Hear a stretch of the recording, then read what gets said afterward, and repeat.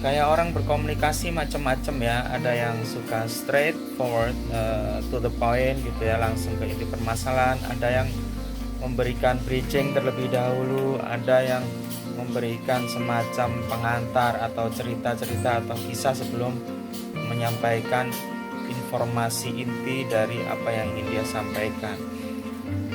Beberapa orang seiring dengan berjalannya waktu mungkin terus meningkatkan kemampuan berkomunikasinya melalui storytelling ya. Pada masa lalu termasuk saya sendiri juga menganggap storytelling itu hal yang tidak penting di dalam proses komunikasi. Tetapi seiring dengan semakin meningkatnya kebutuhan kita untuk mengikat audiens agar dia lebih concern, lebih fokus dengan pesan atau informasi yang ingin kita sampaikan, maka saya juga berkesimpulan sama bahwa storytelling itu suatu hal yang sangat penting. Dan bagian pentingnya terutama ialah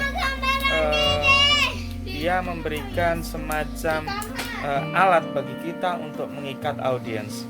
Karena salah satu aspek penting dalam berkomunikasi itu kan kita harus yakin bahwa lawan bicara kita atau audiens kita itu memperhatikan apa yang kita sampaikan. Dalam hal ini memperhatikan maksudnya ialah fokus ya dengan apa yang menjadi materi utama dalam proses komunikasi tersebut. Nah, dengan adanya storytelling, maka kita bisa mengikat audiens itu intens, interaktif, bukan semata-mata dia memberikan respon, tetapi dia fokus. Dia akan mengikuti kemana kita akan pergi atau kemana kita akan menuju kepada di dalam proses penyampaian informasi tersebut. Kisah-kisah di dalam storytelling itu tentu saja harus kita sampaikan secara proporsional ya, nggak harus jangan sampai malah kemana-mana gitu. Tetapi dia harus fokus, ada konteksnya, dan juga kita harus ingat ada time constraint-nya.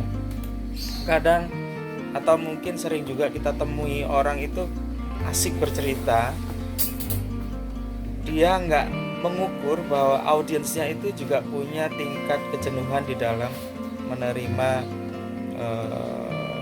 bumbu-bumbu di dalam proses komunikasi.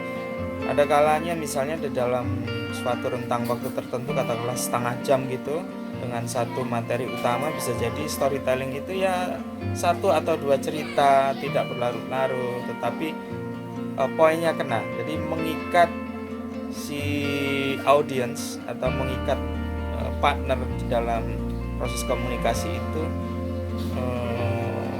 relax, kemudian nyaman, dan pada akhirnya dia akan bisa menerima informasi utama di dalam keseluruhan proses komunikasi itu. Itulah salah satu tujuan dari adanya storytelling atau memberikan kisah-kisah di dalam proses komunikasi.